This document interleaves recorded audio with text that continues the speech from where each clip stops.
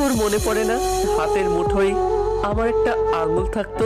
আপু, বিশ্বাস কর, আমি তোকে একটু হিংসা করতাম না, কিন্তু এখন করি। কারণ মা বাবা তোর জন্য সারাক্ষণ কাঁদে, আর আমার জন্য একটু ভাবে না। আচ্ছা আপু, আমি যদি তোর মতো তোর কাছে চলে যাই, আম্মু আব্বু কি আমার জন্য একটুও কাঁদবে না? তাদের দু চোখের এক ফোঁটা জলের কারণও কি আমি হতে পারবো না? তারা কি আমাকে জড়িয়ে ধরে একটু কাঁদবে না? বলবে না কেন চলে গেলি?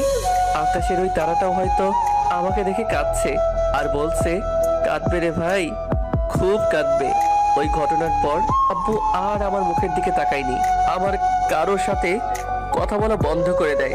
আকাশের দিকে তাকিয়ে যখন এই কথাগুলো ভাবছিলাম আর চোখের জল ফেলছিলাম, তখন একটা ছোট্ট হাত আমার মুখের জল মুছে দিল।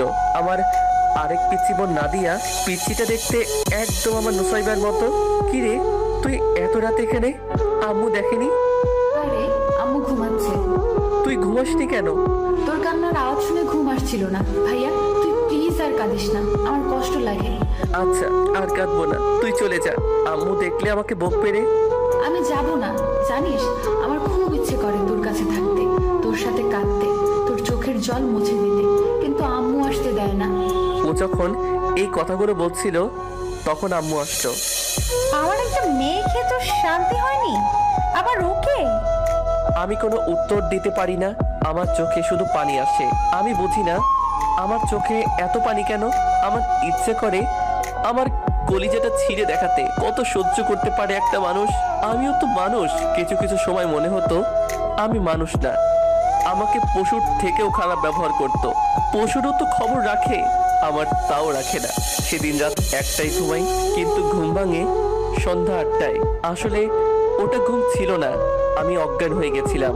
কিন্তু ওরা আমার রুমে এসে আমাকে একবার ডেকেও দেখেনি আমি বেঁচে আছি কিনা। আমার সবার সাথে খাওয়া অনেক আগে বন্ধ হয়ে গেছিল, আমার খাওয়ার কোনো খবর তাদের কাছে ছিল না। আমি খেতাম যখন সবাই ঘুমিয়ে পড়তো। এমনও কোনো দিন নেই আমার ভাতের উপর আমার চোখের পানি পড়েনি, কিন্তু তাতেও আমার সুখ। আমি ওদের কাছে আছি। কিন্তু ইদানিং মাথা ব্যথাটা খুব বেশি হচ্ছে, খুব বেশি। দিনের 15 ঘন্টা আমার মাথা ব্যথা হয়, আর দিনের 4 ঘন্টা সেন্সলেস, কিন্তু তাতে কারো কোনো ভ্রুক্ষেপ নেই। আমার মনে হয় আমি যদি আমার রুমে মারা যাই, তাহলে তারা তখন জানতে পারবে, যখন লাশ পচে গন্ধ বের হবে। আজ মাথাটা খুব বেশি ব্যথা লাগছে, সবকিছু কেন জানি না অন্ধকার লাগছে। হাতের কাছে ডায়েরির পৃষ্ঠাটা কাছে টেনে নিলাম আর লিখতে শুরু করলাম। বাবা মা, বিশ্বাস করো, নুসাইবার মৃত্যুতে আমার কোনো হাত ছিল না। ওটা একটা আকস্মিক ঘটনা ছিল। তোমরা ওকে যতটা না ভালোবাসতে, আমি তার থেকে বেশি ভালোবাসতাম। ও তো আমার চোখের মনি ছিল। বলো আমি কি করে ওকে? আর হ্যাঁ বাবা, ওই মেয়েটাকে আমি কিছু করিনি।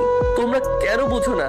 তোমরা তো জানো আমি কারোর সাথে কথা বলি না, তাহলে আমি কেন এমন একটা খারাপ কাজ করতে পারি? তোমরা আমাকে মারতে, আমার কোনো কষ্ট ছিল না, কিন্তু যখন থেকে আমার সাথে কথা বলা অফ করে দিলে, তখন থেকে খুব কষ্ট হয়। আমার মনে হয় আমি চিৎকার করে বলি আমি কিছু করিনি, কিন্তু বলতে পারি না।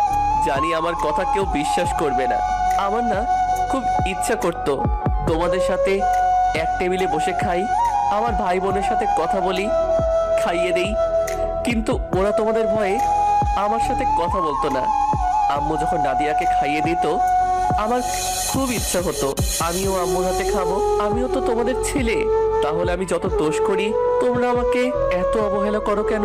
আমি আজ কিছু না করেও আজ একটা বড় অপরাধী। আব্বু, তোমরা যখন আমার বোনের খুনি বলো না, তখন মরে যেতে ইচ্ছে করে। সেই দিন আমাকে কেন জেলে দিলে না? তাও তো আজ আমাকে এত অবহেলা সহ্য করতে হতো না। জানো আব্বু আম্মু, আমি আর কাঁদলে চোখ দিয়ে পানি পড়ে না, মনে হয় আমার চোখের পানি শেষ হয়ে গিয়েছে। আমাকেও তোমাদের ছেলের মতো ভালোবাসতে পারো না? সেই দিন যদি আমি খুন হই, তাহলে আজকেও তোমরা খুন, হয়তো আমার থেকেও বড় খুন। আমার জন্য কি তোমাদের চোখে একটু পানি আসে না? আমার খুব দেখার ইচ্ছা, আমার জন্য তোমাদের চোখে পানি আসছে। আমার জন্য আমি যদি এরপরও চোখে পানি না আসে, তাহলে পৃথিবীর মা বাবার তাদের সন্তানের প্রতি ভালোবাসা মিথ্যা হয়ে যাবে। আমার না অনেক কষ্ট হচ্ছে, মাথাটা অনেক ব্যথা করছে। আমার কি ভাগ্য আজকে আজকে আমি মরতে বসেছি, কিন্তু তোমরা কেউ নেই আমার পাশে।